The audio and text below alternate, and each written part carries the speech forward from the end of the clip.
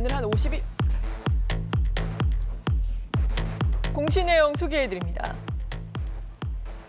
고영이 3분기 잠정 실적을 발표했습니다. 매출이 720억 원, 영업이익은 120억 원입니다.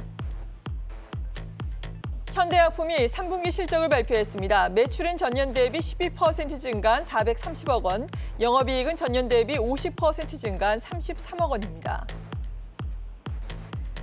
동성제약의 최대 주주인 이양구 씨가 친인척인 이용훈 씨에게 30만 주를 증여하면서 부유 주식이 445만여 주가 됐습니다.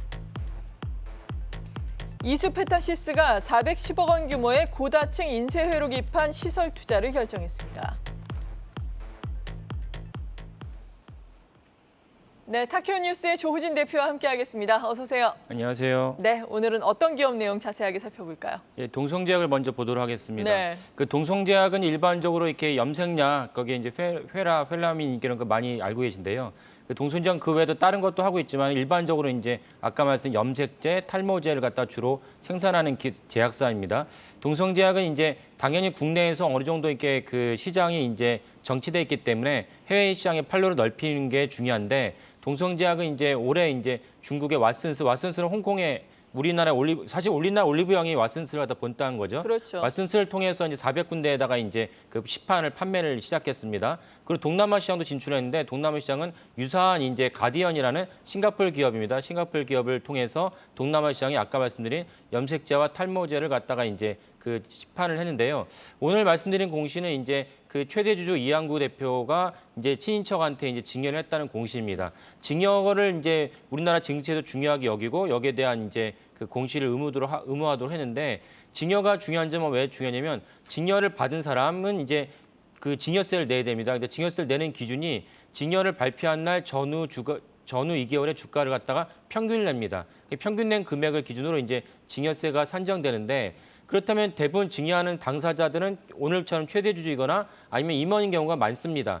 그러면 이제 회사에 대한 상황을 잘 알고 있기 때문에 주가가 앞으로 고공행진할 거다라고 여기는 시기에는 가급적인 증여를 하지 않겠죠. 왜냐하면 그만큼 증여세가 늘어나니까. 근데 이제는 주가가 2개월 정도 앞으로 한 전후 4개월 정도는 이제 그 주가가 이제 고공행진 않는다, 횡보를 한다. 이런 관점에서 증여 시점을 골랐을 것으로 추정합니다. 그렇다면 2개월 후에는 해당 회사의 주가가 올라갈 호재가 있고 그래서 이번에 이제 증여를 결정했다고 보는 것이 타당하겠죠. 물론 이제 전체적으로 코스피 코스닥 시장이 너무 안 좋기 때문에 네. 어느 시점에 증여를 하더라도 이상하지 않겠지만 그러남에도 불구하고 이들이 단 10,000원, 단 10만 원이라도 증여세를 아끼려고 노력을 할 것이기 때문에 이 지점이 앞으로 2개월 동안 주가는 올라가지 않을 것이다.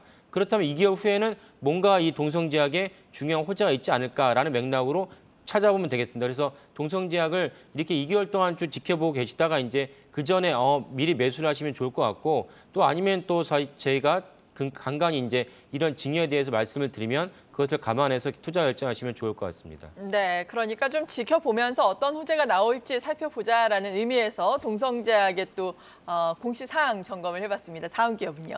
예, 다음 이수페타시스를 보도록 네. 하겠습니다. 이수페타시스는 이제 사명에서는 좀 바로 알기는 어렵지만 전형적인 PCB 기업입니다. PCB는 프린트 서킷 보드인데요.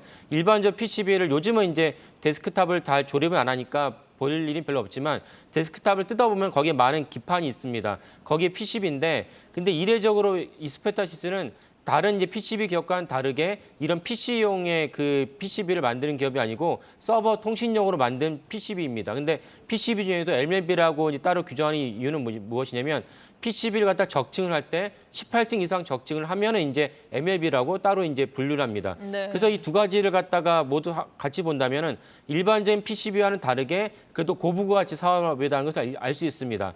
여기서 또 하나 중요한 점은 무엇이냐면은 그 PCB 산업이 사실 우리나라도 힘듭니다. 왜냐하면 중국에 있는 기업들이 많이 치고 올라오기 때문에 기존에 있던 PCB 기업도 힘들고 심지어 삼성전기 같은 경우는 PCB 자체는 이제 하지 않습니다. 그런 맥락에서. 근데 이수페타시스도 사실은 지난 8년 정도 어려웠다가 아까 말씀드린 여러 가지 이제 구조조정과 그다음에 전형적인 PCB가 아닌 MLB로 이제 초점을 맞추면서 올해 많은 수익을 거둘 수 있습니다. 이래서 사실은 올해 상반기에 증권사가 원래는 좀 별로 수익이 별로 좋지 않고 미래 전망성이 좋지 않으면 다 커버하지 않습니다. 근데 올해 상반기에 한 3곳 정도의 증권사가 그 이수페타시스를 커버하기 시작했습니다. 리포트가 나온다는 것은 그만큼 시장에 관심을 갖게 되고 그만큼 이제 주가 올라갈 중요한 트리거가 되는 것이죠. 그래서 이스페타시스가 그래서 사실은 시장의 전망을 받았는데 최근에 또 중요한 점 무엇이 생겼냐면은 조 바이든 정부가 들어서면서 중국과 관계가 더 안 좋아졌습니다. 그래서 심지어 중국에 있는 공장을 갖다가 빼와야 되는 그런 지경이 됐습니다. 그래서 네. 잘 아시겠지만 애플 같은 경우도 중국에 생산을 많이 하는데 이제 많은 생산을 인도에서 하기로 결정을 했습니다.